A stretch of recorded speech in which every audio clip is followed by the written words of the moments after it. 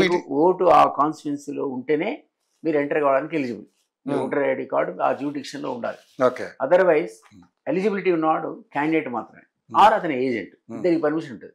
Candidate agent ఇద్దరు మొత్తం constituency ఎక్కడికైనా తిరగచ్చు. ఆ ప్రాంతం వాడు అయినా తిరగచ్చు, ఏదైతే ఎలక్షన్ బూతులు తిరగచ్చు, అన్ని తిరగచ్చు. వాళ్ళిద్దరికి అధికారం ఉంటుంది. వాళ్ళు ఓటర్ కాకపోయినా సరే క్యాండిడేట్ ఎక్కడ కూడా కాంటాక్ట్ చేయొచ్చు కదా. ఏజెంట్ అనేవాడు ఎవరైనా పెట్టుకోవచ్చు.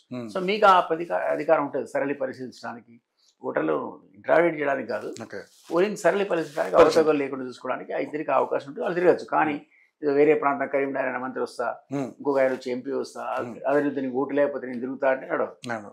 అది జరిగితే అది మళ్ళీ ఏమవుతుందంటే దీని కింద వస్తుంది, ఇది అఫెన్స్. కానీ అఫెన్స్ నిన్న ఘోరంగా జరిగింది. టీఆర్ఎస్ కి సంబంధించిన వాళ్ళు వచ్చారు, ఇటు కాంగ్రెస్ కి సంబంధించిన వాళ్ళు వచ్చారు, ఇటు అంటే బీజేపీకి సంబంధించిన లేకున్నా వచ్చారు. అదే బీజేపీ ఫాలో అవుతుంది ప్రిన్సిపల్స్.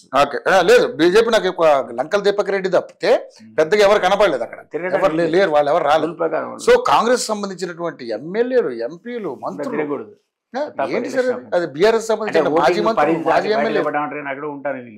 ఆ నియోజకవర్గ పరిధిలో నువ్వు ఓటర్ కాబట్టి ఎంటర్ కావాలి, అదే ఎలక్షన్ కోడ్. దాని అతిక్రమణ ఎలక్షన్ కోడ్ ఎక్కడ ఉంది సార్? అసలు నిజంగా ఎంత